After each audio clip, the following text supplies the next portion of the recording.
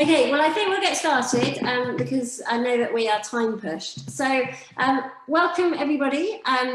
We've been on a month's break for August, but we are back with a bang in September. I've been on some adventures, and from a 5K Your Way point of view, we are very much hoping that in the not too distant future, when the time's right, we might have our groups back up again. We've been doing a lot of work behind the scenes to try and work out how our groups might exist, what they might look like. Hopefully you've all been taking part with our virtual kind of ideas. So we've been around the world in 80 days. We're now doing the 5K Your Way pinball. We've got the Move Your Way live sessions. And yeah, obviously we're just all counting down until we can get back together in person. But this week, I am really excited to have Ryan Riley with us today. Hi, Ryan. Thank you for joining. Hello. Thank you for having me. So Ryan is 26. 27. 27. He is the founder of Life Kitchen. So Life Kitchen provides free cookery classes, recipes, and events for people with cancer. It was set up as a free UK-wide cooking school to help people living with cancer by teaching cooking skills and providing recipes that help to restore the pleasure people with cancer get from food by focusing on taste and trying to bring the joy back to cooking. Now, I've taken that from some blurb. Ryan will tell us all about it. Life Kitchen was launched just 2 years ago, pretty much a few months before 5K Your Way. And I think it was in memory of your mum, Krista, who died from lung cancer a few years previously. Ryan's had pretty much every celebrity chef endorse him.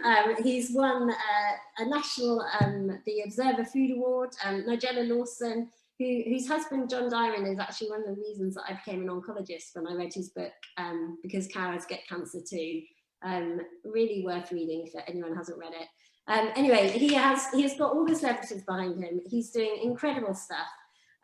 So we're really pleased to have you with us, Ryan, to tell us a little bit about how you've got to where you have, and also give people some tips as to how they can transform their cooking to kind of, if they have had taste changes or appetite changes or other changes in terms of how they think about food because of cancer. So I've done a little bit of stalking. I've discovered some interesting facts. Number one, you're quite partial to a Greggs, but only if it's hot. 100%. I only like food from like fast food places if it's hot. If you get a Greggs sausage roll and it's cold, why would you want to eat it? Number two, you taught yourself to cook. You've never been to cookery school. Yeah, I couldn't afford it. Cookery school was £28,000. I think it was £21,000. Then you had to live in London and all of these other things. I just couldn't afford it. So I grabbed a Jamie Oliver book and I taught myself. And number three, correct me if I'm wrong, but Life Kitchen started in part because of a drunken night out and a game of blackjack. Well, they're two separate stories. So the first one is when I was just after my mother died, I was 20 years old. 5 weeks after, I was out and I wanted with my friend Kelsey, and she said, let's go to the casino. And I didn't have much money. We had 20 quid between us. And we said, why don't we just try and win £50 to go on a night out? And I ended up winning £28,000 on a game of blackjack. It was a £1 side bet. I was the only person ever at the time to have won it. And that was crazy. And that's what started my life, really, because my mother had died. I was very sad. But this money gave me an opportunity. And that opportunity was to take that money and do something with it. So I moved to London. And there was a few years in between moving to London and starting Life Kitchen. And what the second part of what you said is it was a drunken idea. And it was actually Kimberly and my best friend, the co-founder at Life Kitchen. I said to her, why don't we, that's a different story. I'm telling you three stories. So the second story is I was in the house and my now ex-boyfriend, my boyfriend back then, was late home from work, and he texted to say, I'm going to buy this homeless man lunch. And I'd had 2 drinks at this point, and I'd always wanted to launch this idea of Life Kitchen, but those 2 drinks gave me the confidence to tweet it.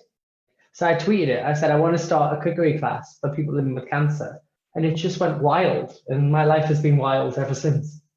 So a lot of people, say social media is bad and moan about it. It can be incredibly powerful. The 5K always actually grown in a very similar manner. So were you a cook before? Like so what were you doing when you wrote this tweet? I was a food stylist. I wasn't really a cook. I worked in food magazines and I was very junior, and I wanted to become a proper food writer. But I got fired from those magazines because I didn't have the training.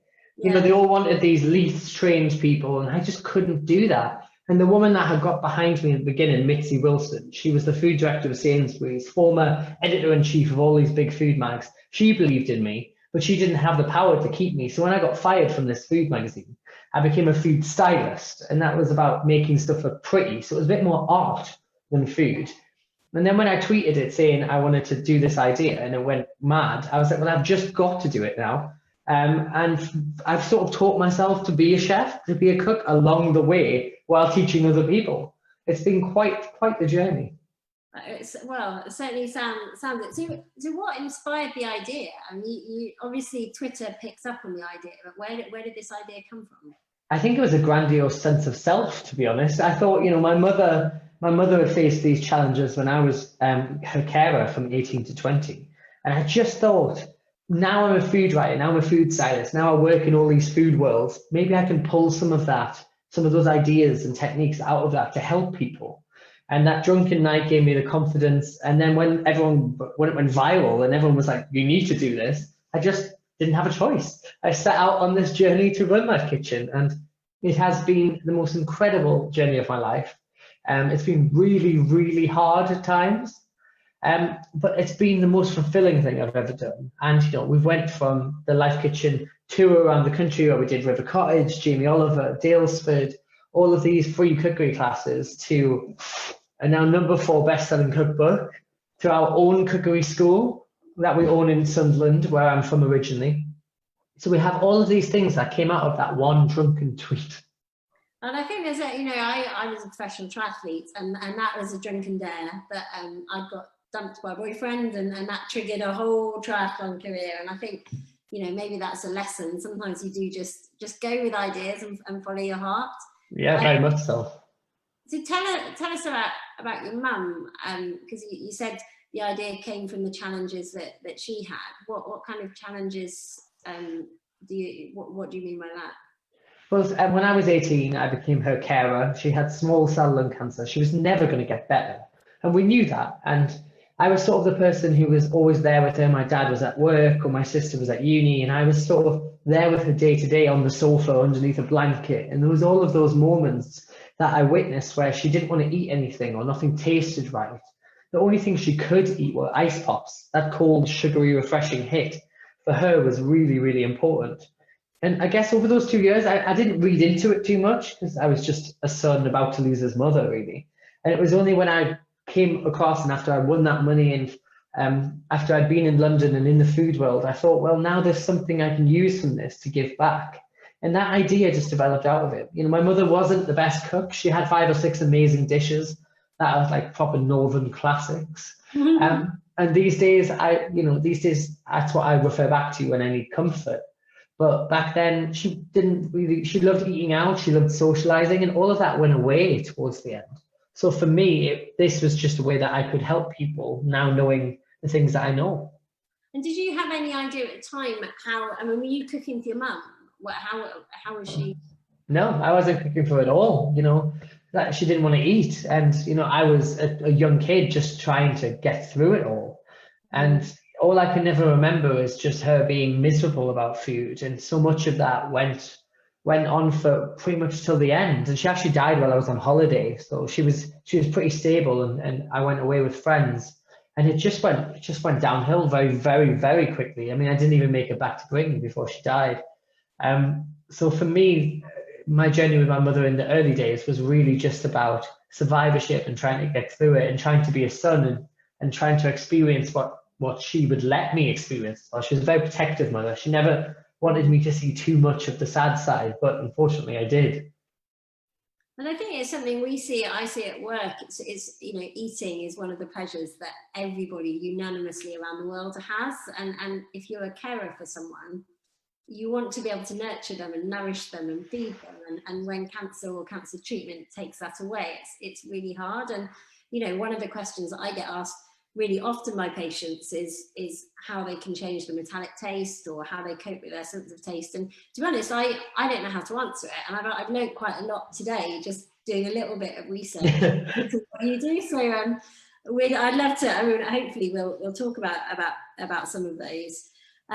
So tell us a little bit about what Life Kitchen does, because we've glossed over it a little bit and a lot of our audience won't know. Yeah, so Life Kitchen overall, at the very core of it, we're a set of free cookery classes and some free recipes online that we help people who come along to our classes to enjoy food again some way. So we look at a few different things. We look at the taste element, we look at the visuals, like how they can put it on a plate, and that's where my food stylist career comes in, teaching people to dress things a little bit nicely. The old saying, we eat with our eyes, is very, very true. And it's just also about breaking down the barriers of cancer. So many people come to our class and say the reason they enjoy it so much is because it's not about cancer at all. Yeah. Really, it's about, you know, that was my most favorite thing a guest ever said to us, is the reason Life Kitchen works is because it's not about cancer at all. And for me, that is so true. You know, I always say Life Kitchen's a luxury brand at a free price point. Because we are, you know, most of the stuff that we do is free. Obviously, the cookbook can't be, but we have got free recipes out there. The classes are always free. They're always in beautiful locations, whether it's Dalesford's Organic Farm in the Cotswolds, or whether it's Jamie Oliver's Cookery School in London, or, you know, River Cottage in Dorset. I refuse to do it at places that I think are ugly, because I just want people to have this wonderful, immersive experience that takes them away from their life before that.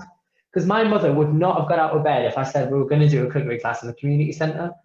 There just wouldn't have been that drive for her. But if I said we're going to River Cottage, we're going to start with a glass of champagne, we're going to learn to cook 3 or 4 recipes, and it's going to be fun, and I'm going to wear great shirts, then she would have said yes. And that's what Life Kitchen at the core is. We're about helping people enjoy food and giving them a nice day out. And obviously in the current times, we can't really do that, but we're adapting. So I know that 2 of our very important, kind of with us right from the start, 5K Away community, actually came to one of your early classes in France, and they had a time. I didn't actually realise it was you. I remember them telling me about this amazing cooking class. It was only today I realised that it was with you guys. So we hosted, my friend has a chateau in the south of France, which sounds very bougie, but we met on Instagram. And she said to me, why don't you bring a bunch of people out here and we'll do this amazing cookery class? So I brought them out for a weekend and we did this amazing whole weekend together. And everything was free. They had to get their flights, but we covered everything else. And it was just about, again, giving people that lovely experience. So you come to a cooking class. Firstly, how do you get on a cooking class when they restart? And what happens when you come? Do you come on your own? Do you bring a guest? We always insist that people bring a friend or family member, because you can get tired during it, and they get involved as well. So it's usually a couple of 2, sometimes 3, sometimes people on their own. They come along, we start with a glass of champagne or non-alcoholic if that's what they want. Don't know why you'd want that, but no, I'm just kidding. And we start with that, and then I sort of introduce the Life Kitchen story, and then we just get on with it. And we usually always start with a dish called pineapple tacos, which I believe you've heard of now. I have heard of, and I want to try, because I've heard lots of good stuff. So this is it here. It's basically, you can see it's the shell of a pineapple. So we cut a pineapple into rounds, and we use that to form the taco shell, and we fill it with prawns, coriander, spring onion, chili, lime. You know, pineapple's really good at stimulating saliva production. The lime is a really bright flavor. The coriander is, again, it adds a fresh burst. The prawns, meatiness, it's got texture. The spring onion, again, has that beautiful oniony flavor, and it all melds together so well. And what that dish is, it's not just that it's got this really great property to feel mouthwatering and delicious, but it gives people the chance to cook a dish within 5 minutes and realize that flavor is not a far-reaching concept. You know, flavor can be achieved quite quickly. by just doing a few certain things. And that really helps to boost people's confidence. They understand that I don't have to slave for 3 hours to try and get a real bunch of fresh, bright flavors. And I think that's what why we always kick off with it, because people are always amazed how quickly you can turn it around into something that they can eat and hopefully enjoy. So I know you've had, you know, when you chat to you at first glance, you might think, oh, that's fine. He's just making up these recipes. You know, it's very well. He's not had chemo. He doesn't know what a metallic taste is. He doesn't know what it's like to lose your taste. But you've actually had quite a lot of support by Professor Smith from UCL. Yeah, so Professor Barry Smith, I met him at the very, very beginning of Life Kitchen. And if you're going to start Life Kitchen, who do you want to start it with? You want to start it with a sensory scientist, basically. So we got on really well. He loved the concept. And on the back of the book here, it says how we worked a lot with him. And in it, there's a real great introduction from him.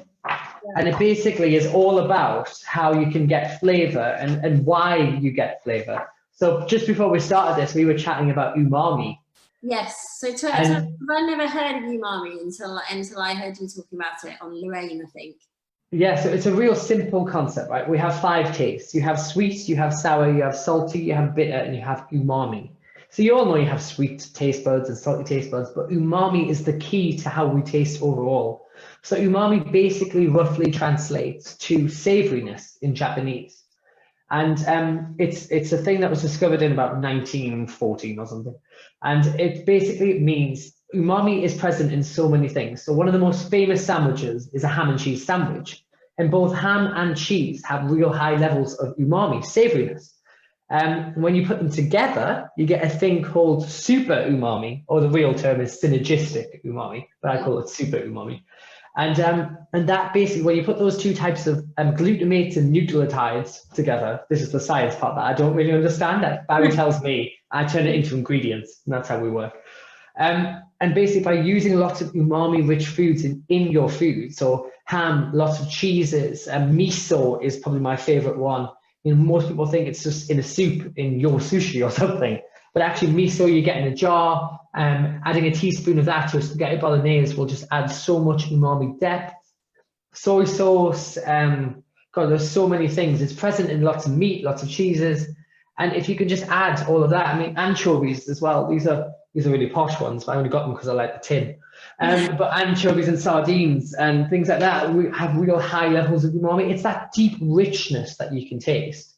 So a lot of your recipes use something called za'atar. I've never heard of that. What's that? Oh, that za'atar is a Middle Eastern spice blend. It's absolutely amazing. It's oregano and sesame seeds and sumac, and all of these things are real powerful spices on their own. But I just like to put it across the top because it has such a deep, rich flavor that it just. Life Kitchen's recipes are all about starting with a base and then layering flavors upon each other. And that way you've got more chance of enjoying it really. That's the simple part of it. But za'atar you can get in any supermarket, and I really highly recommend that you get a jar. I think I'll have to. So if you were trying to cook for someone on treatment or cook for yourself on treatment, and you have got this metallic taste or you've just lost your taste, what kind of key principles would it, to anyone who's watching this who's struggling, who's thinking, I've gone, I mean, people say avoid the foods that you love, avoid your favorite foods because it might change the taste. Do you think that's sensible? I think it can be, but for everyone, it's so different. Food is already subjective for each person before you're ill. So if you're ill and then you decide, and then, you know, something tastes different to you, like it's really hard to tell someone what to do. All we can advise people is how to layer the flavors, how to add different recipes in. Obviously, we have the book. If you want to buy it, I'd be so grateful. But we also have free recipes online. I did a big collaboration with the World Cancer Research Fund. So we'll get a link to for anyone listening, I think there's 15 recipes, but look, they look amazing. And that's why I picked up this za'atar. Yeah. So we'll put a link to those, and then hopefully you can try them, and then and that's available online, but also as a free booklet. So you can order it to your house, and it's like a little mini book that we wrote, and that took 2 years in development. And we did that, and it had, I think, 10,000 downloads in its first few days. It was really, really a big thing for us. And those recipes are amazing and free, and it also teaches you how to make scrambled eggs properly, because I guarantee all of you are not. And tell us about the white chocolate miso frozen. Oh, again, this is online, so we'll link to that. Yeah, that one's available in the Telegraph. It's this one here. So this is what we call a miso white chocolate with frozen berries. And this is so simple. But when I wrote the book, we went on a tour of the Maggie's cancer centres, and I did something called the Refine the Recipe tour. So we sat down with 100 cancer patients at 10 different points of the country doing 180 different recipes and said, do you like this? Does this work? How do we need to tweak it? That's what it was called, Refine the Recipe. I thought it was a genius title. Honestly, this recipe just went absolutely mad. They wouldn't let me leave the room until I gave them it. And that was a year ago. So I accidentally gave up that recipe if my publishers are watching. But it's just so good. So you start with some cream and some white chocolate, you melt them together. And then you just add in about between a tablespoon and 4 tablespoons of miso. And that miso just adds a salty sweetness. So you've got the sweetness of the white chocolate, the miso adds a savoriness, but a saltiness. And then the berries are frozen. So the sauce is hot, you pour it over the frozen berries, and it literally is the most delicious thing you've ever had in your life. I call it the new salted caramel because everyone who tastes it freaks out about it. And it's so simple, but again, that miso has real levels of umami, so it's boosting all of your taste buds.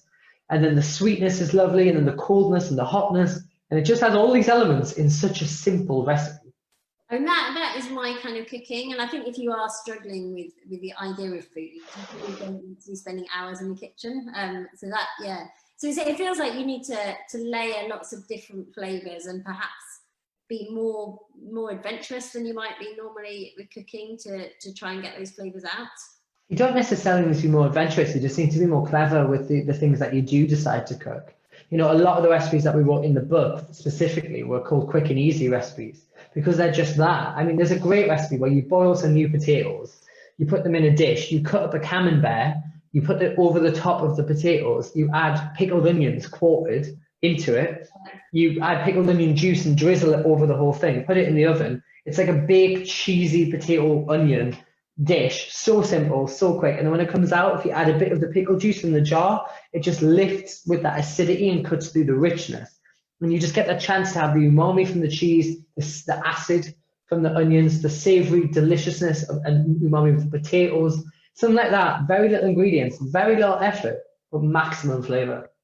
And what I love about what you're doing is it's about bringing joy back into eating. It's not about, and you know, I see it quite a lot. People Google, you know, and they come on these funny diets that have got no evidence and they try and cut things out. And actually, when you are on treatment and you don't fancy anything, finding ways to make food enjoyable. Food is such a big part of all of our life, isn't it? And I think if you can't enjoy food, then what's really the point of living in so many ways? And that was how my mother felt towards the end. And we see it so much in the classes. It's always like, how can I live my life and be part of it? If everything that we do in social lives is based around going to the pub for a drink and dinner, restaurant, all of that sort of thing. And if that is cut out then of your life, then why would you bother? So what we always try to do is introduce the idea of eating by taking things up like pineapple tacos, things like that camembert potato dish. Because they're easy, they're quick, and they just give you the idea back of how you can enjoy food. And I think that is at the core of what we do. Do you have any, so often a lot of my patients get quite intensive chemotherapy that causes really bad mucositis, so inflammation, really nasty inflammation and ulceration in the mouth. And I often suggest ice lollies and ice cream. So have you got any innovative ideas for those that can be vaguely a bit more nutritious, perhaps? I think nutritious is always, again, subjective to people, because I think the core of what we think people should be doing is, no matter whether it's nutritious or not, getting something in you is more important than not. So in the book, I wrote this ice lolly section, and it was all inspired by when I said, by my mother's opinion, you know, when she was only eating ice pops. And we did ones. I'll just read you them quickly because I think we've only got a few minutes, so I have to run. We did a rhubarb and cardamom one, we did a pineapple and mint one, honeydew melon and rosewater, raspberry and tomato. So we did all of these sort of ice lollies that were a little bit less of the, you know, the shop bought pre-done ones, but something that was a little bit more exciting. Yeah. So they're in the book, it's amazing, and they're really simple to make. Nothing in this book is hard. So what I think we'll do is I think the pineapple taco recipe is available on the download that you can get from the World Cancer Research Fund. Yeah. Maybe we should have a pineapple taco competition, and perhaps the 5K Euro member who produces the best looking pineapple tacos might get a copy of your book. Does that sound? I will send it and sign it. I know you've got to run, and we have got a few comments. Someone's commented, "Hi Ryan, I attended your Life Kitchen event a while ago at Duck and Waffle. Changed my life. Thank you." Oh wow, that's amazing. Thank you. That's from Morning 5K. I must be one of our morning ambassadors. We've linked to the recipes. Someone else has said the pineapple tacos are amazing. It's funny. I like coriander now since having treatment. I used to really hate it. Use it all the time now. These look amazing. Thank you. And yeah, lots of comments just saying what you're doing is great. Ryan, thank you so much. Thank you. And just, I'm sorry it has to be short today, but we're going to do an Instagram live together. You tell me the date and the time, and we'll do a bit more of maybe a cook along, and you can join me in it. That sounds really good, and we would love you to come and perhaps do something at one of our 5K Euro groups. Well, I've just started running myself. I'm very new to it. I'm doing the Couch to 5K app. So yeah, let's do something together, and you just let me know and I'll be there. Yeah, and we're trying to achieve the same thing, to make life as happy and fulfilling as possible for anyone living with and after cancer. So yeah, thank you so much. Good luck with the Maggie's tour. Thanks to everyone who's watching. We'll put all those links up, and yeah, we'll look forward to seeing the pineapple taco recipes. And I think if we're good with that competition, it sounds like a good thing to try. I'm going to enter. Perfect. Well, I want to see all your entries, and please make sure to follow me on Instagram at Ryan Riley on Twitter as well. And if any of you want to come to the Life Kitchen tour, we're in Falkirk, Dundee, Newcastle, Swansea and Cheltenham, and then a few more dates hopefully will be added. You can go to lifekitchenlive.co.uk to get the tour dates. And with that, I've got to run, so thank you so much for having me, and we'll catch up soon. Thank you very much, Ryan. Bye everyone. Bye everyone, thank you.